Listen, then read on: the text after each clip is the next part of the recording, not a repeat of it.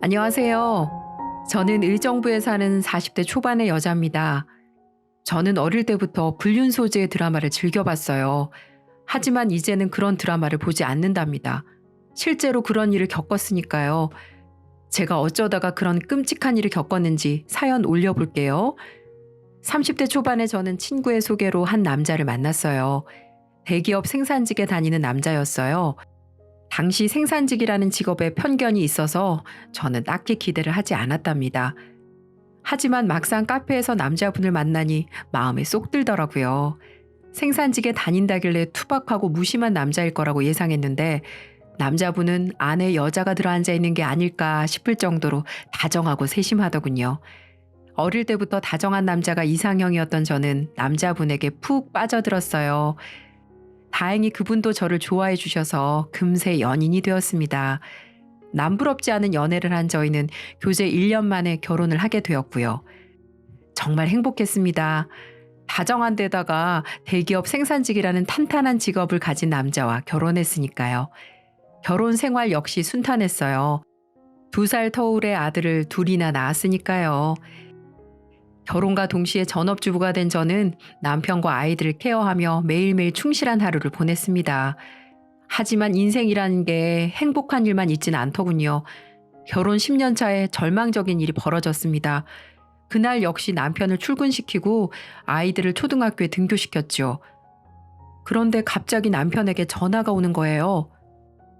여보, 무슨 일이야? 뭐 두고 갔어? 회사에서 한창 일하고 있을 남편이 전화를 건 게 의아했던 저는 무슨 일인지 물었죠. 여보, 자세한 거 묻지 말고 병원으로 와. 오면 다 얘기해 줄게. 하지만 남편은 자세한 사유를 말하지 않고 병원으로 오라는 말만 하더군요. 목소리가 잠겨 있길래 걱정이 되더군요. 일단 저는 남편이 말해준 병원으로 갔습니다. 그리고 마주할 수 있었죠. 손목 아래가 절단된 남편을요. 여보, 이게 대체 무슨 일이야? 당신 손이 왜 그래? 무슨 일이 있었던 거야? 저는 손목에 흰 붕대를 감고 있는 남편에게 물었어요. 남편은 시리에 빠진 표정으로 제게 일을 하다가 기계에 팔이 빨려 들어가 손이 절단된 얘기를 하더군요. 대처가 너무 늦어서 봉합 수술도 할 수 없었고요. 일단 저는 남편을 위로했습니다. 저도 놀라긴 했지만 가장 놀라고 슬픈 건 남편일 테니까요. 하지만 슬픔은 그것으로 끝이 아니더군요. 회사는 정말 냉정했고 일을 할 수 없는 남편을 잘라버렸어요. 퇴직금을 받긴 했지만 남편은 더 큰 절망에 빠져버렸습니다. 그날부터 남편은 매일 소주만 마시더군요. 이제 그만하라는 말에 남편은 미안하다는 말만 반복했고요. 여보, 미안해. 내가 조금만 조심했어도 이런 일은 없었을 텐데. 앞으로 나 어떡하지? 우리 진우랑 민우 이제 초등학교 들어갔는데 몇 푼 되지도 않는 퇴직금으로 어떡하냐고. 남편은 완전히 수렁에 빠져 있었어요. 이제 초등학교 저학년인 아이들을 어떻게 키울지에 대해 고민하더군요. 손을 잃은 이상 제대로 된 일을 할 수 없을 테니까요. 저는 푹 썩어버린 듯한 남편을 위로하기 위해 말했답니다. 여보, 당신이 못하면 내가 하면 되지 뭐가 문제야. 내가 당신이랑 애들 먹여 살릴 테니까 걱정하지 마. 남편을 위로하고 싶은 마음에 내뱉은 말이기는 했지만 정말로 제가 돈을 벌 생각으로 한 말이기도 했어요. 요리에도 자신이 있으니 남편의 퇴직금으로 어떻게든 살아갈 수 있을 거라고 생각했죠. 업종을 고민하던 저는 반찬 가게를 차렸습니다. 사실 처음이라 큰 기대는 하지 않았어요. 그저 월 200 정도의 수입만 올릴 수 있으면 그만이라고 생각했죠. 하지만 결과는 생각보다 좋았답니다. 대중적인 입맛을 잡았던 건지 오픈하자마자 장사가 잘 되더군요. 생활비 부담에서 벗어난 저는 기쁜 얼굴로 남편에게 말했어요. 여보, 이제 내가 가장 역할 할 수 있으니까 걱정하지 마. 내가 우리 애들 부족하지 않게 키울 수 있을 거야. 그러니까 이제 훌훌 털고 일어나. 당신이 좋아하는 것도 하면서 살고, 경제적 문제가 해결된 저는 남편이 상처를 훌훌 털고 일어나길 바랐습니다.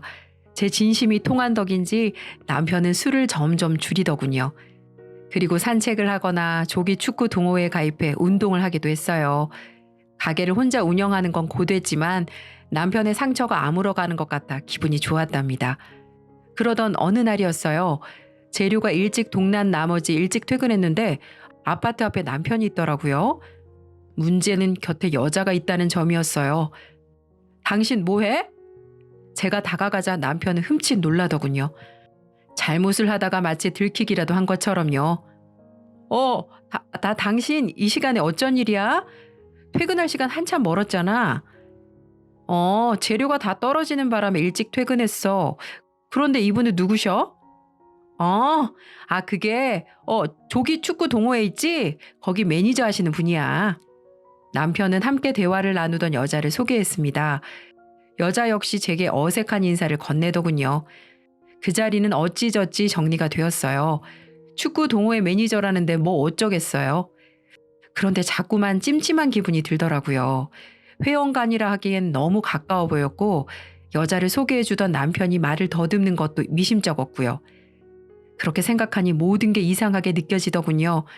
사실 얼마 전부터 부부관계가 아예 없었거든요. 제가 한 번씩 외로울 때 남편한테 그런 눈빛을 주면 남편은 그냥 물건 보듯 저를 피했었거든요. 의심은 점점 커졌고 제 눈으로 둘 사이의 관계를 직접 확인해야겠다는 생각이 들었어요. 그러던 어느 날이었습니다. 평범한 주말을 보내고 있는데 남편이 배가 아픈지 화장실로 달려가더군요. 이때다 싶었던 저는 남편의 핸드폰을 확인했죠. 비밀번호가 걸려 있었지만 결혼 기념일이라 문제가 되진 않았습니다. 전 일단 통화 내역을 뒤졌어요. 하지만 별게 없더군요. 매니저 번호가 있긴 하지만 정말 가끔 통화한 것뿐이었어요. 불륜이 아닌 건가 하고 포기하려다가 사진첩 어플에 들어갔어요. 별거 없겠지 하고 들어갔던 저는 충격에 빠지고 말았습니다. 그곳에는 남편과 그때 보았던 여자가 단란하게 찍은 사진들이 가득했거든요. 심지어 모텔에서 가운을 입고 찍은 사진도 있더군요. 손발이 벌벌 떨렸습니다. 하지만 저는 증거를 확보하기 위해 사진들을 전부 제 핸드폰으로 옮겼죠. 당신 뭐해? 화장실에서 나온 남편이 방으로 오더니 제게 뭘 하냐고 묻는 거예요.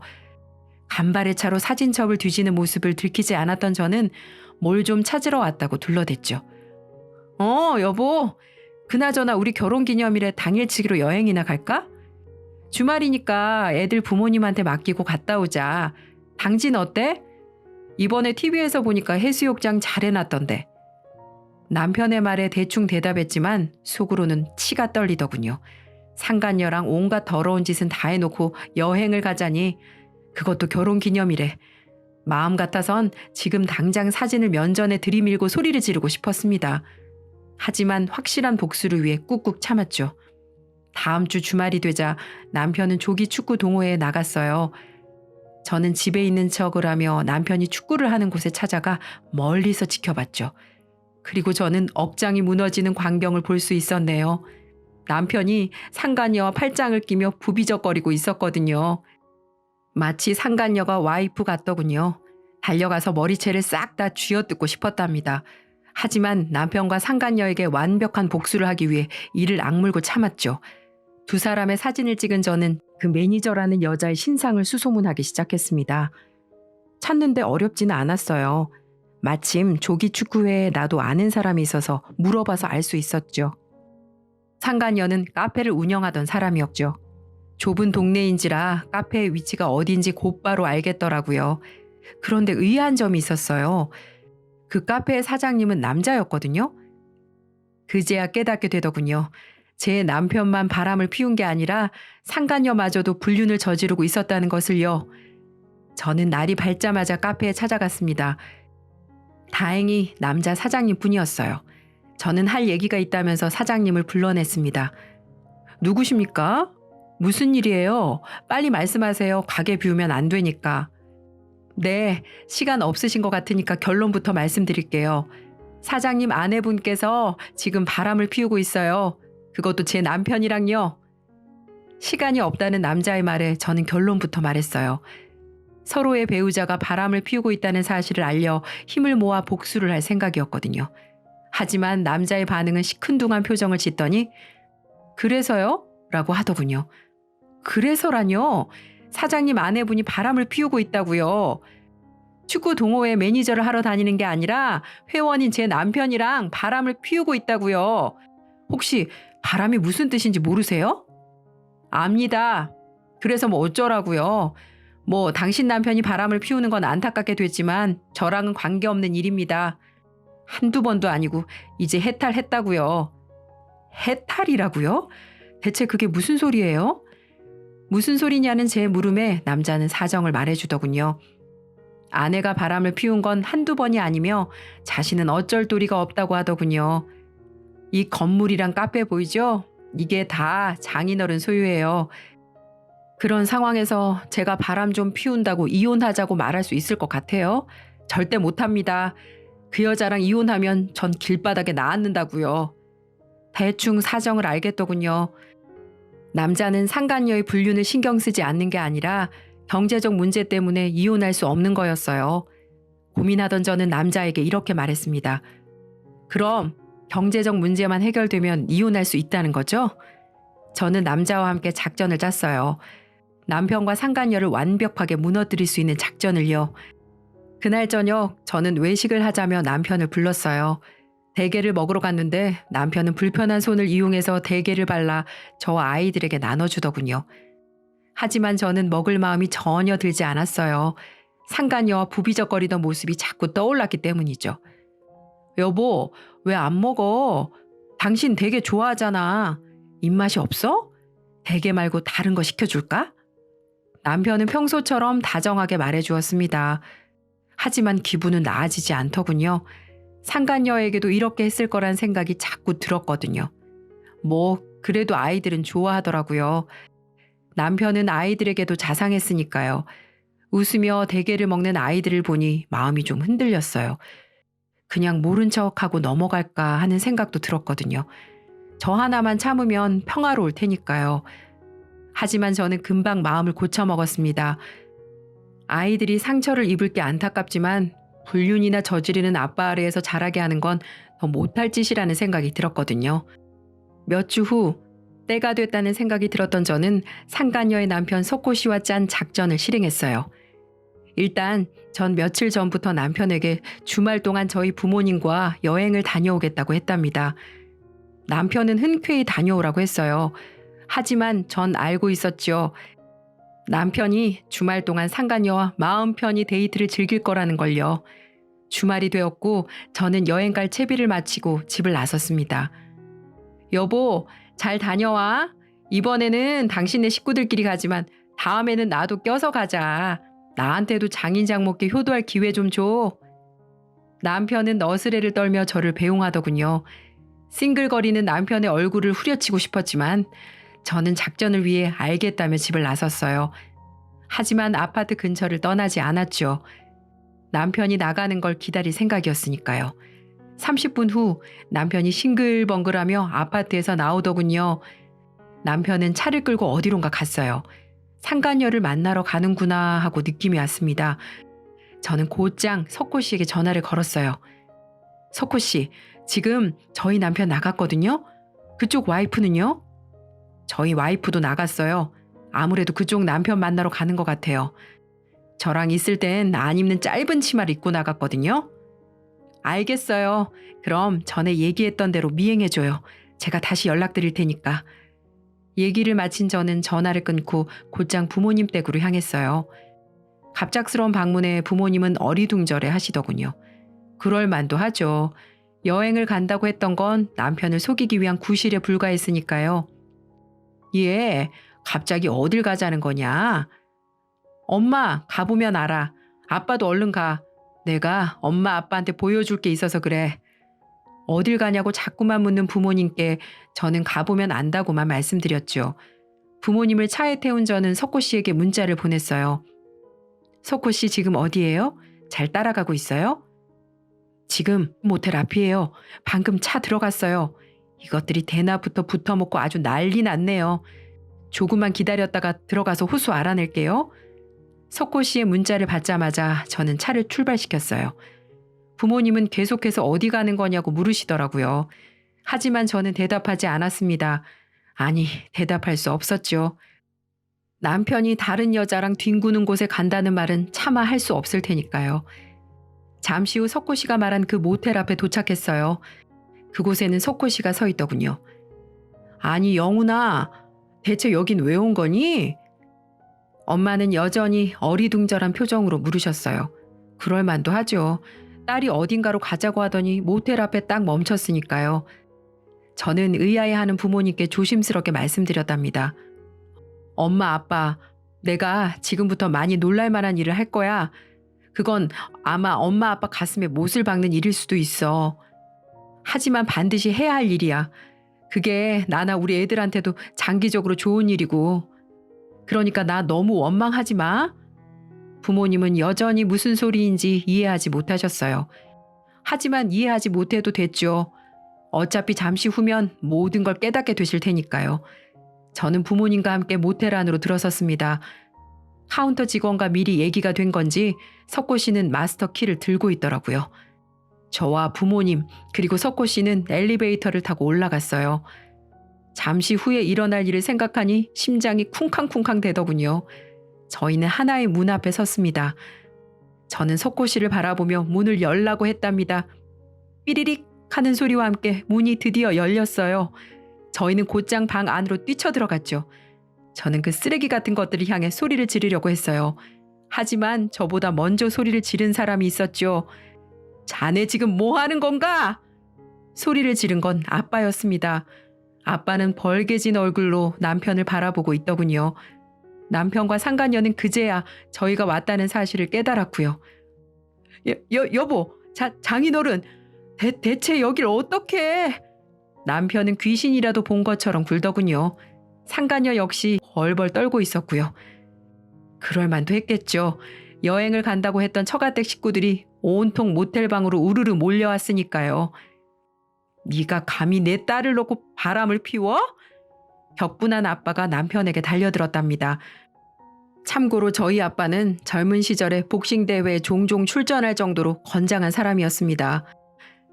장인어른 잠시만요. 제가 다 말씀드리겠습니다. 잠시만 고정하세요. 남편은 실오라기 하나 걸치지 않은 몸뚱이로 아빠를 진정시키려 하더군요. 하지만 소중한 딸의 남편이 딴 여자랑 놀아나는 걸 보고 진정할 아빠가 세상에 어딨겠어요. 아빠와 남편은 좁디 좁은 모텔방에서 추격전을 벌였어요. 남편 역시 아빠가 젊은 시절에 운동했다는 걸 알기에 필사적으로 도망쳤죠. 어찌저찌 아빠를 피한 남편은 모텔방을 벗어나 복도를 향해 힘껏 달렸어요. 아빠한테 두들겨 맞는 것보단 낫다고 생각했겠죠. 방에 남은 저는 상간녀를 바라보며 소리쳤답니다. 네가 감히 내 남편이랑 놀아나? 뭐? 축구 동호회 매니저일 뿐이라고? 야, 매니저가 회원들 욕구도 풀어주는 거였니? 너 기대해. 내가 네 인생 어떻게 무너뜨리는지 기대하라고. 저는 상간녀에게 고래고래 소리를 질렀습니다. 얼마나 소리가 컸는지 다른 방에 있는 손님들이 들여다볼 정도였으니까요. 그날은 그렇게 정리가 되었습니다. 불륜을 들킨 남편 역시 집으로 돌아왔고요. 저희 아빠에게 얼마나 얻어 터졌든지 눈에는 멍이 가득하고 입술은 또 다 터졌더군요. 소식을 들은 시부모님들이 저희 집에 오셨습니다. 시아버지는 남편의 얼굴을 보고 담배만 뻑뻑 피우셨고 시어머니는 제게 연신 사과하시더군요. 아가, 정말 미안하다. 내가 자식 하나 잘못 키워서 너한테 큰 상처를 줬어. 미안하다. 어머니 사과하실 거 없어요. 잘못은 저 사람이 했는데 왜 어머님이 사과하세요? 그리고 이제 다 끝났어요. 저는 이제 저 사람한테 만정 다 떨어졌어요. 어머니, 저희 이혼할 거예요. 아가, 그것만은 참아주라. 한 번만 참아주면 안 되겠니? 내 자식이 잘못한 건 100번 사실이지만 부부의 인연이 그렇게 쉽게 끊어져서야 되겠니? 흠이 많은 녀석이지만 이번 한 번만 품어주면 안 될까? 어머니는 어떻게 같은 여자면서 그렇게 말씀하세요? 그리고 뭐라고요? 부부의 연을 쉽게 끊는다고요? 어머니, 저는 저 사람 손이 저렇게 됐을 때도 지켜주겠다면서 나가서 이렇게 돈 벌어온 사람이에요. 그런 저를 냉혈한 취급하시는 거예요? 저는 시어머니에게 마구 소리를 질렀습니다. 제게 잘해주시던 분이지만 남편이랑 이혼하기로 결심한 이상 더 이상 제 시어머니가 아니었죠. 제 말에 시어머니는 아무런 말씀을 못 하시더군요. 자식이 큰 잘못을 저지른 것도 사실이고 제가 남편을 대신해 돈을 벌어온 것도 사실이었으니까요. 바닥에 주저앉은 남편은 말없이 눈물만 후두둑 흘리더군요. 어긋난 욕망으로 인해 상황을 이렇게 만든 것도, 또 그 상황으로 인해 자신의 부모님이 사과하게 만든 것도 전부 절망적으로 느껴졌겠죠. 하지만 저는 남편에게 어떤 동정심도 느끼지 못했답니다. 제가 일하러 간 동안 딴 여자랑 놀아난 남자를 어떻게 용서할 수 있겠어요? 몇 개월이 지나 저는 결국 이혼했습니다. 친권은 당연히 저에게 왔고 재산 분할 또한 제게 유리하게 돌아왔어요. 심지어 남편은 유책 배우자가 되어 제게 위자료까지 지급해야 했죠. 엄마, 왜 이제 아빠는 같이 안 사는 거야? 아들들은 제게 왜 아빠와 같이 살지 않는지에 대해 물었어요. 하지만 저는 사실대로 답할 수 없었답니다. 아빠란 사람이 다른 여자랑 사랑하는 바람에 이혼했다고 할 수는 없는 일이니까요. 그래도 미래에 대한 걱정은 하지 않았습니다. 착한 아이들이기에 저의 결정을 지지해 줄 거라 생각했기 때문이죠. 남편과의 관계를 정리한 저는 석호 씨를 돕기 위해 나섰어요. 저는 석호 씨와 함께 이혼 소송으로 유명한 변호사를 찾아갔죠. 그리고 남편의 핸드폰에서 발견한 사진들을 모두 넘겼답니다. 이 정도면 상대 측에서 뭘 준비하더라도 찍소리도 못하게 할 수 있을 것 같은데요. 변호사는 저와 석호 씨의 준비성에 놀라더군요. 그렇게 석호 씨는 상간녀에게 이혼 소송을 걸었습니다. 그리고 제 경우와 마찬가지로 양육권은 물론 재산 분할까지 유리하게 받았고요. 석호 씨는 제게 연신 고맙다고 말하더군요. 경제적인 이유로 불륜을 묵인할 수밖에 없었던 석호 씨 역시 그렇게 자유를 찾게 되었습니다. 그렇게 6개월이 흘렀어요. 기존에 하던 반찬 가게를 잘 운영하며 살던 저는 아주 오랜만에 시어머니의 전화를 받게 됐어요. 시어머니는 남편이 다쳤다는 소식을 전하더군요. 시어머니는 제게 병원 이름과 호실 번호를 말씀해 주시더니 부탁이니까 딱 한 번만 가달라고 하시더라고요. 대충 얘기를 듣고 갔지만 실제 마주한 광경은 더욱 처참했습니다. 남편의 두 다리가 붕대로 칭칭 감겨 있었거든요. 사정은 이랬습니다. 제게 경제적으로 기대던 남편은 이혼을 당한 뒤 생계의 위협을 느끼게 되었다더군요. 손이 다쳐 어떤 일도 할 수 없었던 남편은 장갑을 낀 채 배달 일을 구했다고 해요. 하지만 결국 빗길에 넘어졌고 두 다리를 다치게 되었다고 하더군요. 남편은 병문 안으로 온 저를 바라보며 참회의 눈물을 흘렸답니다. 여보, 대체 어쩌다가 내가 이 꼴이 됐는지 모르겠다. 할만으로도 지옥 같은데 이렇게 다리까지. 내가 당신한테 상처 주는 바람에 신이 나한테 천벌을 내리셨나 봐. 그래, 싸다 싸. 나는 그냥 이런 꼴을 당해도 싸. 남편은 병원 침대에 누운 채로 하소연을 했어요. 소변 하나 제 힘으로 해결하지 못하는 그의 모습은 비참했고요. 하지만 동정심은 전혀 들지 않더군요. 남편이 말한 것처럼 천벌을 받았다는 생각밖에 들지 않았습니다. 괜한 말로 동정 살 생각이라면 그만둬. 내가 당신한테 느끼는 감정이라곤 혐오 하나뿐이니까. 그리고 지금 이 순간부터 다시 만나는 일은 없을 거야. 어머니께서 하도 부탁해서 온 것뿐이니까 재결합 같은 건 꿈도 꾸지 말고 여보란 말 하지도 마. 그럼 난 이만 갈게. 저는 남편의 대답조차 듣지 않은 채 병원을 나섰어요. 제 자신이 이렇게 차가웠었나 하는 생각이 들긴 했지만 후회는 하지 않았습니다. 제게 상처 준 사람에게 고운 말을 할 수는 없으니까요. 제 사연은 여기까지입니다. 여러분들에게 드리고 싶은 말씀은 결혼이라는 제도에 얽매여서 배우자에게 무조건적인 헌신을 할 필요는 절대 없다는 거예요. 덮어놓고 헌신을 하다가는 저처럼 뒤통수를 맞는 일이 생길 수도 있으니까요. 제 사연 들어주셔서 감사합니다.